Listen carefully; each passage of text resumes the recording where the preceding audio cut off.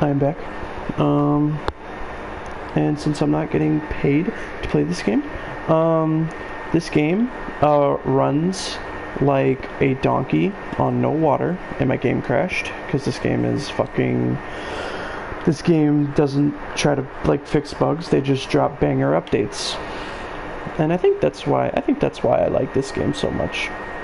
Is because they make up for not giving a shit about their game and how like glitchy it is by just dropping cool updates.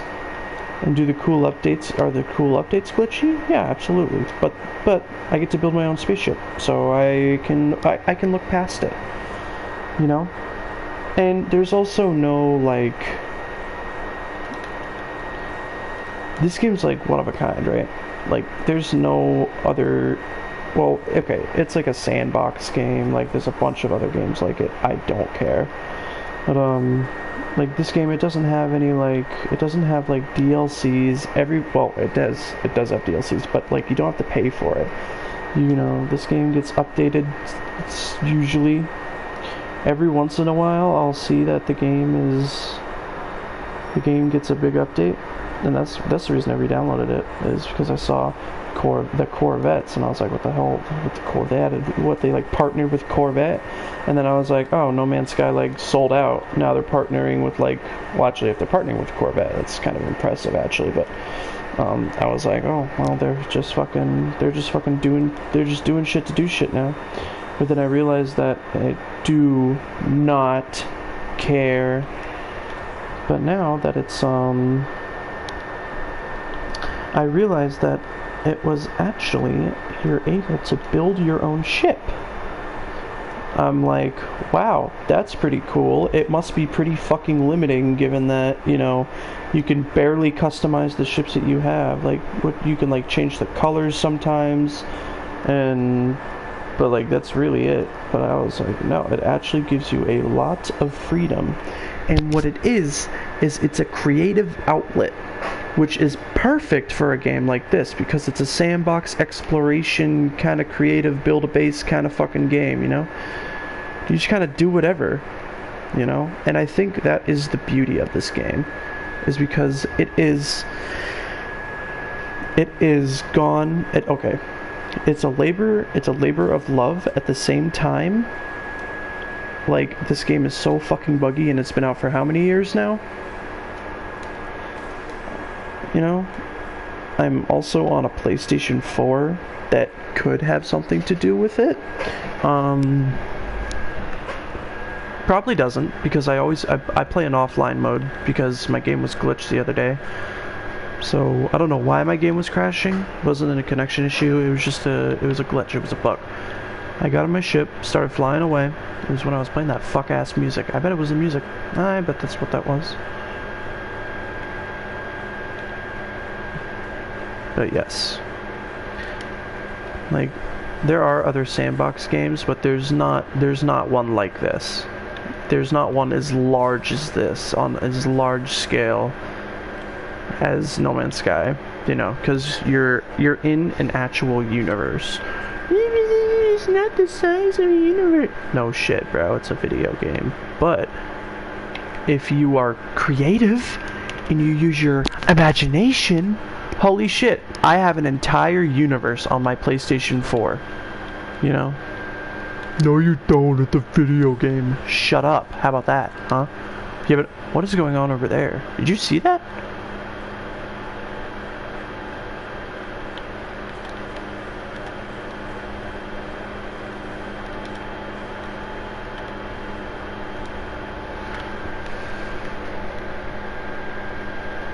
You know, a game that, for example, right? Let me think of a game where they don't fucking care about their players. They don't care about balance. They don't care about, well, okay, that's different. They don't care about their game. Ubisoft. Ubisoft games are notoriously buggy and weird, and like have tons of issues with them. You know? Like For Honor, for example. Yeah, that game, oh my god, bro. That game was so buggy, and then it just kind of turned into this weird thing, and the game just kind of died out.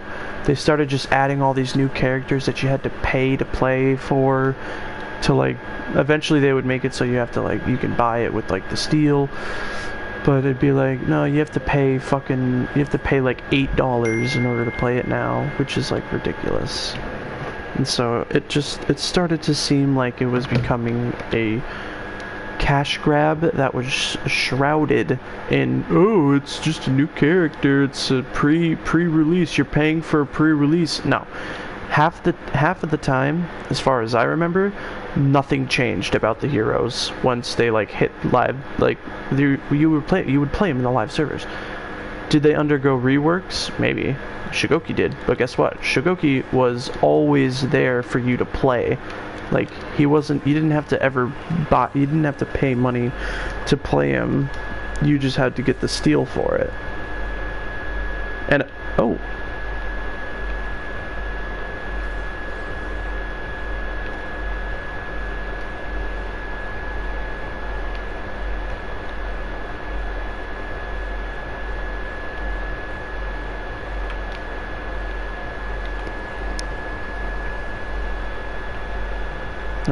This game, on the other hand, it is very glitchy and it's very buggy.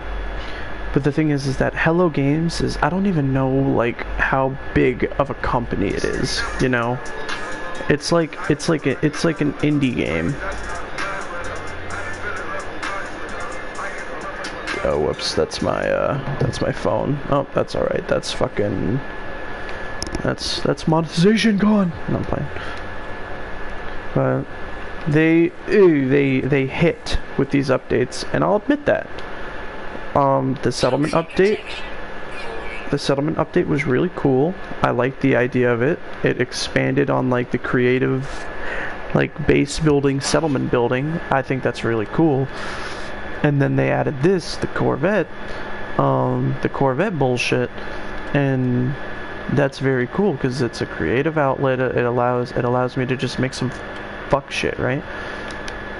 And you can play with friends. This is a multiplayer game too. I think that is very important for like games, especially like this, like a sandbox game. So much fun with like friends.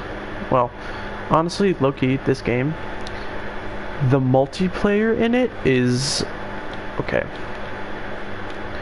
The multiplayer is a little misleading, right? It's not necessarily multiplayer, it's just your friends can be in the same system as you, and you can, like, see them. So, in a sense, yes, it is multiplayer.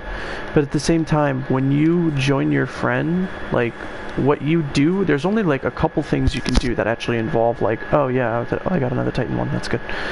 That can involve, like a team, and those are, like, the missions. But if you're not doing the missions, like, you're just kind of flying around, you're doing like story missions and stuff that's just for you. As far as I'm aware, there's no like multiplayer based missions other than like the ones you get at like the Nexus and stuff.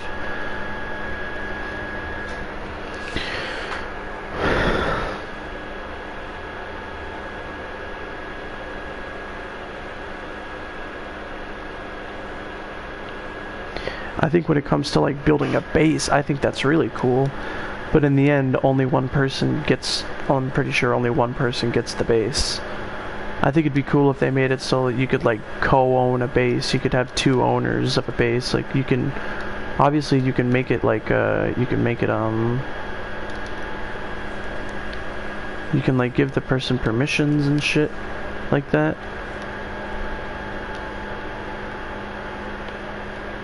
But like I don't think they can't take anything out of like the extraction stuff, which obviously can cause problems and stuff.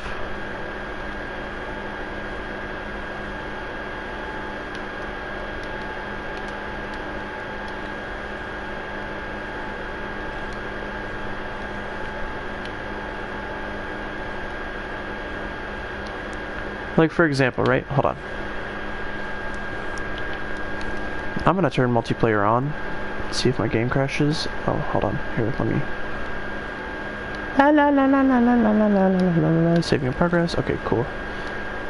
Now if my game crashes, I'm all good. So here's what I'm gonna do. Network. Multiplayer. Enabled.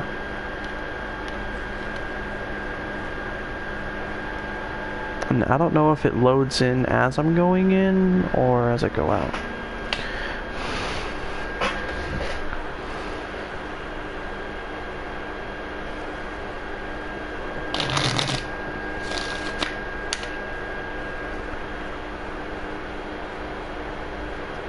It also just gets so laggy when you're in multiplayer, but again, I'm on PlayStation 4, and I definitely think that that's like a factor.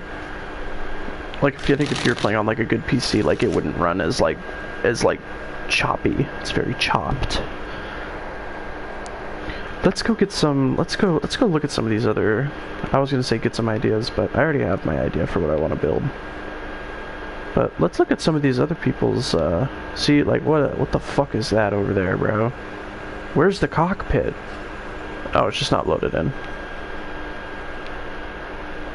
This thing's actually really cool.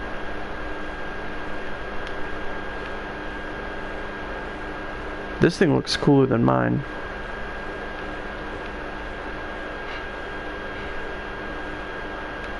It's symmetrical. That's what I really like. But I also like things that aren't symmetrical. That are like,